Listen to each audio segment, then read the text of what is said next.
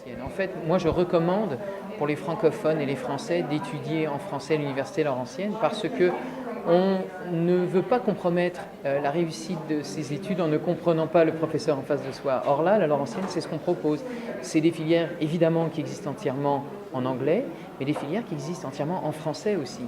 Et je vous dirais, pour les étudiants internationaux, c'est le meilleur des deux mondes que de pouvoir étudier dans la langue où on est le plus à l'aise, tout en ayant cette expérience immersive qui vous permet justement d'acquérir l'anglais pratique. Le premier avantage, et puis surtout pour les Français déjà, c'est qu'on obtient la maîtrise de l'anglais, ça c'est une certitude, donc ça vous ouvre des horizons professionnels. Le deuxième, je vous dirais, c'est que quand on étudie dans un autre pays, on démontre à l'employeur qu'on a une certaine résilience. On est une université de 42 000 étudiants, donc on est considéré comme étant une grande université.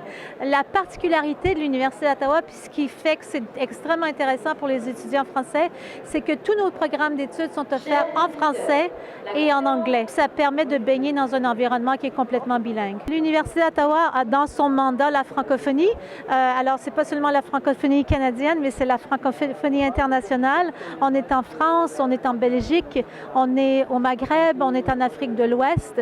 Donc, l'université est ouverte sur le monde et cherche vraiment à attirer des étudiants de la francophonie à travers le monde.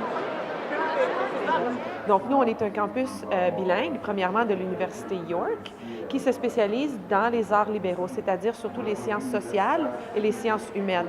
Alors, à Glendon, un étudiant français peut, dépendant de sa compétence linguistique en anglais à l'admission, peut suivre des cours en français ou en anglais, dépendant de son niveau de compétence.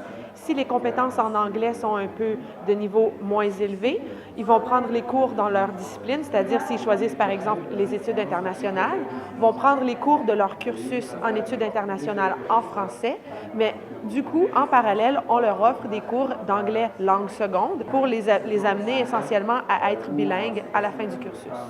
Du coup, la vie à Toronto se passe en anglais. Donc, à l'extérieur des murs du campus, à l'extérieur des murs de cours, la vie va se passer forcément en anglais.